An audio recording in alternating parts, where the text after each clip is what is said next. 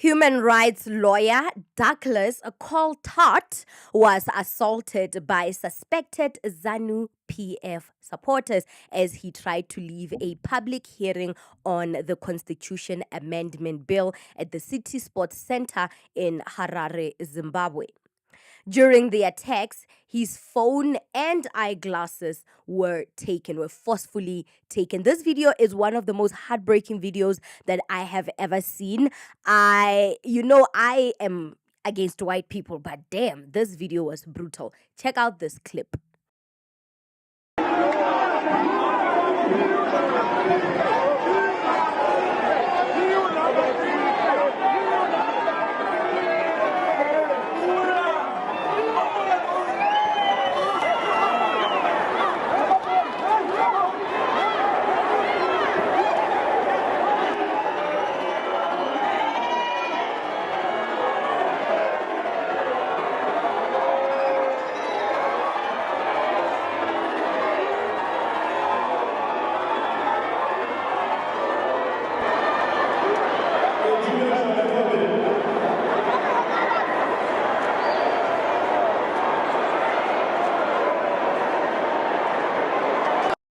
The irony of all this is that when war veterans were arrested for fighting Mugabe, and it is an open secret they supported Emmerson Mnangagwa, the current sitting president, Doug Coltart was one of the lawyers who represented them.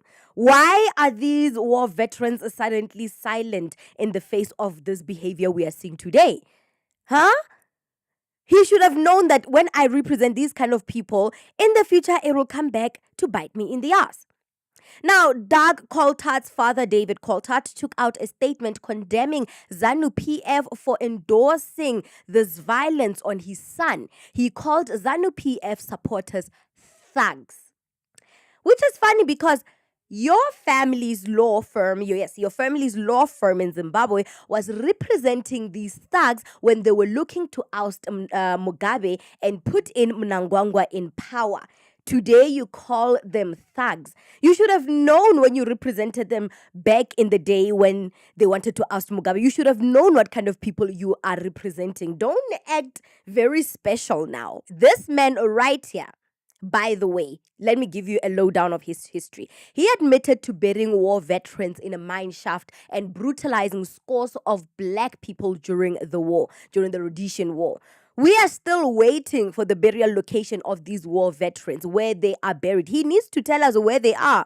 He's the last person to be calling anybody a thug.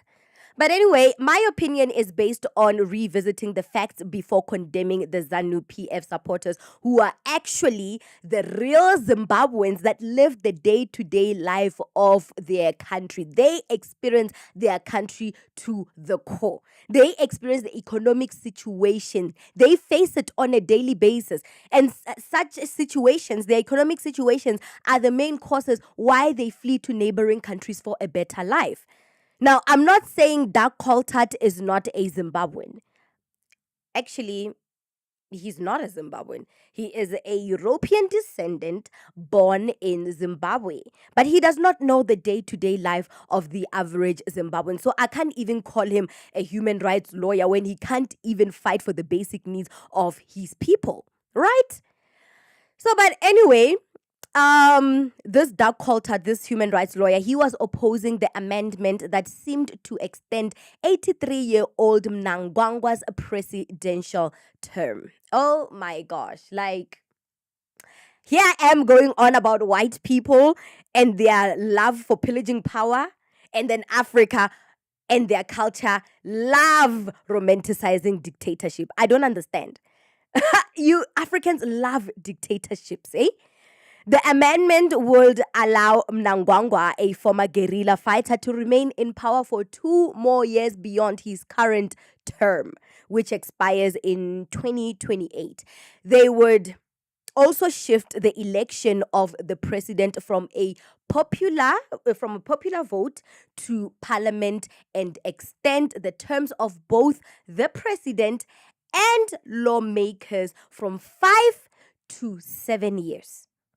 Can you believe it? Oh my gosh. Like, my mind is blown at how the Zimbabwe constitutional or justice system is set up. But anyway, check out this clip as this young lady reiterates or tells us the story of what actually went down in Parliament when they were discussing this amendment. There were some people that were opposing it, obviously, but they were shook at the Zanu-PF supporters that stormed the building and tried to halt negotiations, and some even chanted in support of the amendment to extend Mnangagwa's power to 2 more years after his presidential term came to an end. I'm like, who would support such a silly nonsense rule? But anyway, this lady explains very well what went down, and now she's scared for her life. It turned into a total nightmare. This goes beyond my conversation that I had with you guys last year and even this year in regards to Burkina Faso and the construct of democracy, how Africans view democracy. Some African leaders view democracy as a way to pillage power, to stay in power, to remain the Western world monopoly stooge, and some view democracy as a waste of time. They want to do away with the culture of democracy and work with the people on the ground. They want a government that is very much familiar to the people of the ground. Leave the Western hymn books. Leave what you know about the Western culture, their way of life, their way of the constitution, their way of the law. Leave that and let us find a democracy or a law. I can't even say a law. A democracy that fits our sovereignties and the day-to-day life of our people. Ibrahim Traore was smart to recognize that this democracy is a sham. But people like Mnangagwa, shame on them. They use their power. They use this democracy to keep on pillaging power, to keep on getting richer and fatter and putting their friends in power. Because there's no reason why you're 83 years old. There's no need for you to extend your term. People your age are in nursing homes. People your age are praying to God for forgiveness for the sins that they've carried out throughout their lives.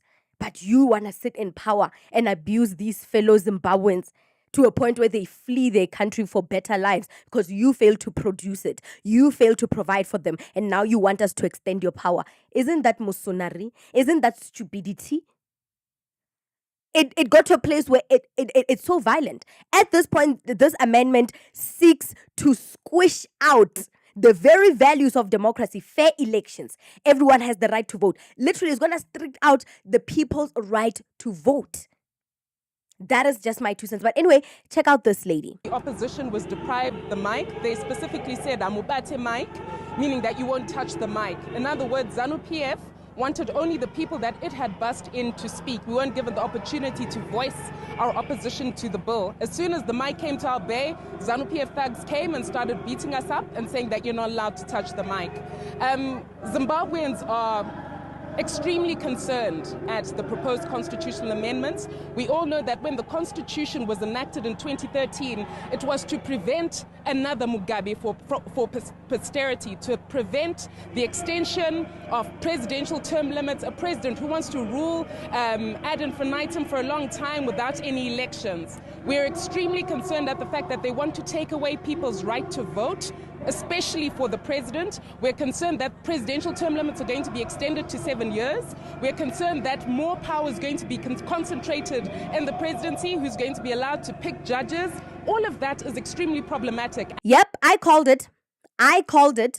Literally, Zanu-PF is hell-bent on taking Zimbabweans' rights, basic human rights. I called it. I called it, guys. Don't call me a hater.